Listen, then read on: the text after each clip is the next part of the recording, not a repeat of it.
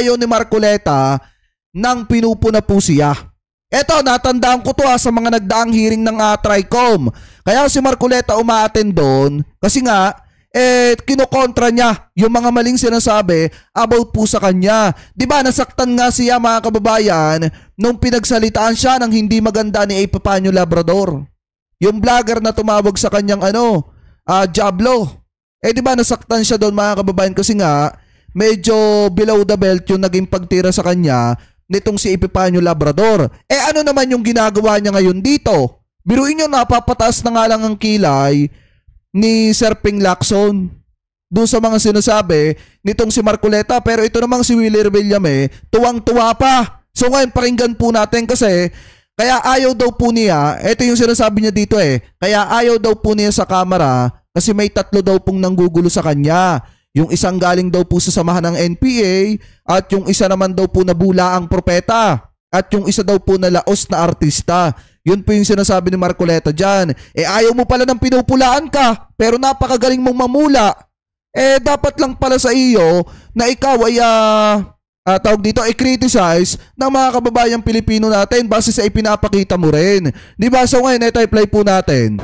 Para hindi na po tayo magtagal, ayaw ko na po sa House of Representatives. Ang gugulo po nila. Kung ako magsasalita, meron 3 taong manggugulo sa akin. Kilala naman ninyo Kilala nyo, 3 lang yun. Yung isa dating kasapi ng NPA. Yung isa bulang propeta. Yung isa artistang hindi pa sumigat na laos na. Kita nyo kung gaano katindi magsalita itong si Congressman Marcoleta ng tawag dito, panglalait sa ibang tao. Alam naman natin yung pinatutungkulan niya dyan Si Congressman Paduano, Congressman Abante, at Congressman Dan Fernandez. Ano yung sinasabi niya kay Congressman Paduano? Yung isa, dating kasapi daw po ng Tapos etong si Congressman Abante, bula ang propeta daw. Tapos etong si Congressman Dan Fernandez, hindi pa nga daw naging artista, nalaos na daw po agad. Tapos ngayon, pag pinagsalitaan ka ni Epipanio Labrador na Diablo at kung ano-ano pa, galit na galit naman kayo. Tapos pagka na-content kayo ng mga vlogger at kinriticize kayo base sa nakikita sa inyong mga ginagawa, nanggagalaiti kayo at ayaw ninyong makriticize kayo. Pero kayo naman mismo, kagaling-galing nyo manlait ng ibang tao. Diba, ipagpatuloy pa natin.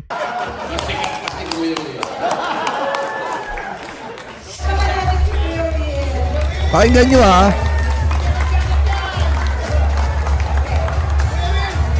Kasi kung titingnan naman natin mga kababayan, siya naman yung nanggugulo dun sa camera Kasi kahit hindi na siya member ng komite, umaatin pa rin siya doon. Nagpapakita siya doon para soplahin yung mga vlogger na nagkikriticize laban sa kanya.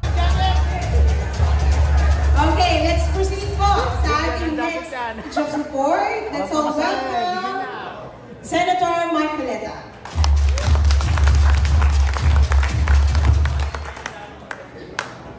Talagang kailangan po nating pasalamatan si Gov Chabi. Kasi po, kaya ako napunta rito, siya pa po ang personal na tumawag sa akin. Ganyan po siya talaga Pwede naman ang tumawag sa akin, stop. Ay, Ma'am Chris Rose RM, mega love shoutout po Pwede naman yun Pero siya pa po talaga. Sabi niya, dumiretso ka na sa clubhouse sapagkat marami ang darating. At doon na tayo magkita-kita. Mabuti naman po, nakita ko si Kaobet, si Galang, si Gabong. Sabi kayo pong lahat na nanggaling pa sa napakaraming lugar. Diba po, malalayo. Pakinggan nyo sa Occidental. Pero galing ng Isabela, may Quezon. Talagang nagsikap po kayong pumunta rito para magkagawang balan po tayo. Inaasahan po namin na yung binabalak po ni Coach Simpson sa pamamagitan po namin na gusto niyang tulungan ay magaganap po. At ako po naman ay natutuwa, isa po ako sa kanilang inasahan na maaaring makatulong po sa napakaraming problema po ng inyong sektor. Ano po? Yung lamang modernization po ninyo, away-away na po kayo. Hindi na kayo magkasundo sa consolidation ng prangkisa ninyo, pati yung rationalization ng ruta ninyo, pati yung public transport sector route, pati accessibility, pati connectivity, hindi kayo Pero tayo po, kagaya ng nalalaman ninyo, pag tama po, inalaban natin. At beses tayo sabi niya, kahit ako na lamang po mag-isa, lumalaban tayo. Alam po ba niyo kung lang hindi ko nailaban? Kita nyo, pumalakpak yung iba.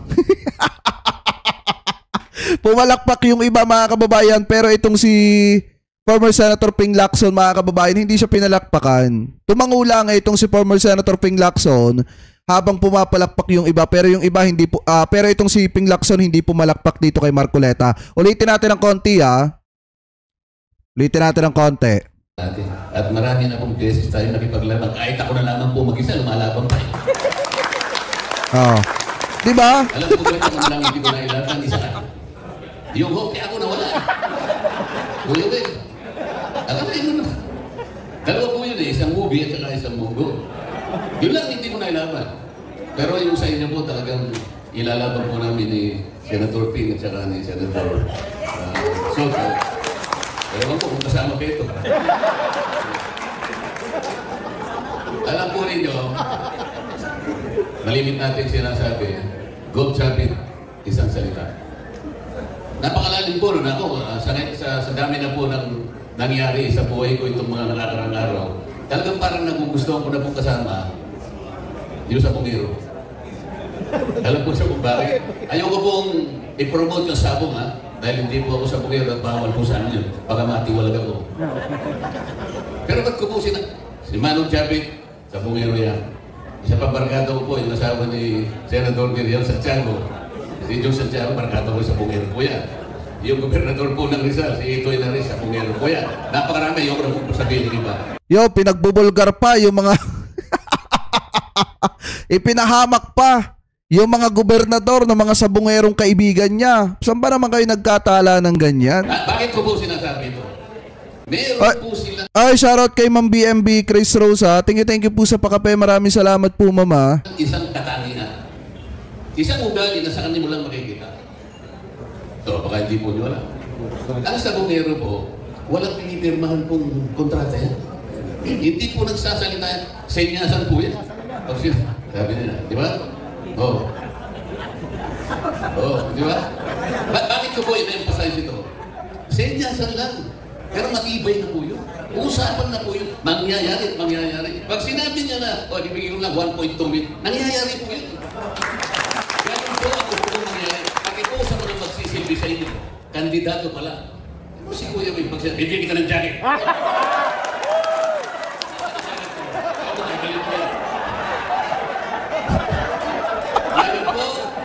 Ngayon po, nakasulat na nga, hindi pa ginagawa. Nasa batas na nga. Kung minsan nasa batas, nakatagal sa bato, pero kung minsan yung batas po kailangan po ayusin na kasi po bulok na yung tip, pero yung batas nandun pa rin. Kailangan pang 4136. Yun po yung problema. Pero, para hindi na po tayo magtagal, ayoko na po sa House of Representatives. Ang gugulo po nila. Kaya kung wala kayo magsasalita, meron 3 taong manggugulo sa akin. Kilala naman ninyo Tatlo lang yun. Yung isa dating kasabi ng NPA. Kita nyo nung binanggit na niya yung mga kita nyo mga kababayan, napataas ang kilay ni former Senator Ping Lacson. Kasi nga sa totoo lang mga kababayan, bagamat hindi niya pinangalanan yung mga tao dito, alam ng taong bayan kung sino yung pinatutungkulan niya dyan. Yung tinutukoy niya sa una ay etong si Congressman Paduano. Eto naman pangalawa, yung isa bulang propeta. Yung bulaang propeta mga kababayan, ang tinutukoy niya dyan, si Congressman Abante. Pero kapag nagkakaroon ng TRICOM hearing, uma-attend siya doon kahit hindi naman siya member mga kababayan. Tapos nakakaharap niya yung mga taong sinisiraan niya dito, yung mga taong pasimple niyang nilalait mga kababayan, nakakaharap niya doon sa hearing na yon. Tapos kapag siya kinriticize, kapag siya pinuna na mga vlogger na mga kababayan Pilipino natin, nanggagalaiti po siya. At minsan nga, pinagtutuunan niya pa talaga ng pansin. Pero kapag siya mga alipusta, ang galing. Yung isa artistang hindi pa sumikat, nalaos na. Isa pa yan. At saka mga kababayan, ang alam ko kasi sa especially pasintabi dun sa mga pasintabi dun sa mga kapatid natin sa INC, ang pagkakaalam ko kasi mga kababayan kapag tulad niyan, sinabi ko na nga sa inyo, hindi nakikisali sa usapin ng pampolitika. Isa pa mga kababayan, sabi ko nga din sa inyo, may mga doktrina po yan kasi naging member tayo niyan. Ni minsan mga kababayan, sa mga doktrina, wala naman dong sinabi na mang-alipusta ka, manglait ka ng tao. Walang sinabing ganon. Biruin nyo mga kababayan kahit nagkakaanuhan sila ni Congressman Paduano, hindi siya inaalipusta ni Congressman Paduano. Kahit nagkakaanuhan sila ni Congressman Abante, hindi rin siya inaalipusta ni Congressman Abante gaya nung sinasabi niyang bula ang propeta ngayon. Kahit nagkakaanuhan sila ni Congressman Dan Fernandez, hindi naman siya binabastos ng katulad yan. So ngayon, ang pagkakaalam ko kasi mga kababayan, kapag ka INC, marespeto po yan. Marunong rumespeto sa mga kababayan Pilipino po natin, especially nire-respeto din nila yung mga katunggali nila sa politika. Pero parang iba ata yung ipinapakita ni Congressman Rodante Marcoleta. Ako nagtatanong lang naman. Kasi kung gusto mong suportahan ka ng taong bayan, dapat hindi ka nang aalipusta ng iba. Lalo na ng mga taong kinagagalitan mo at kinaayawan mo. Ikaw nga pumayag ka nga na yung litrato mo, kasama mo yung isang tao na inaangkay na siya lang ang bukod tanging anak ng Diyos. Di ba mas bula ang propeta yon? Taong inireklamo na ngayon ay nasa piitan dahil sa pang-aabuso ng mga kababaihan, tapos yung litrato mo kasama doon. Gano'n naman katindi nun? Mas bula ang propeta pa yon. Angkinin mo na ikaw ang son of God. Tapos kaya mong gawin lahat ng himala kahit hindi naman. Tapos pinayagan mo na isama mo yung picture mo doon. Di ba mas bula ang propeta yon? So ganun po tayo, isang salita at lalaban po tayo. Salamat po sa inyo lahat. O yan. Yan mga kababayan, yan ba susuportahan nyo? Para sa akin, natanong ko lang naman. Yung mga ganyang klase ba ng kandidato ang susuportahan po ninyo mga kababayan, na kung saan hindi pa nga nailuluklok bilang senador nangaalipusta na ng kanyang mga taong kinaayawan. Di ba dapat dapat kaysa mga alipusta ka ng ganyan, ilatag mo yung plataforma mo. Yan kasi ang hinahanap ng taong bayan ngayon. Yan yung hinihintay na marinig ng mga kababayan Pilipino natin bago ka suportahan, bago ipagkatiwala yung boto nila sa'yo. Pero pagka puro panglalait kasi, pang-aalipusta sa ibang tao yung sinasabi mo, mukhang mahirap kang makakuha ng suporta sa mga kababayang Pilipino natin. Sigurado sa mga didiset na bulag kay Duterte, baka iboto siya. Pero yung mga tao kasi na talagang plataforma yung hinahanap, baka mukhang diskumpiyado kay Congressman Rodante Marcoleta.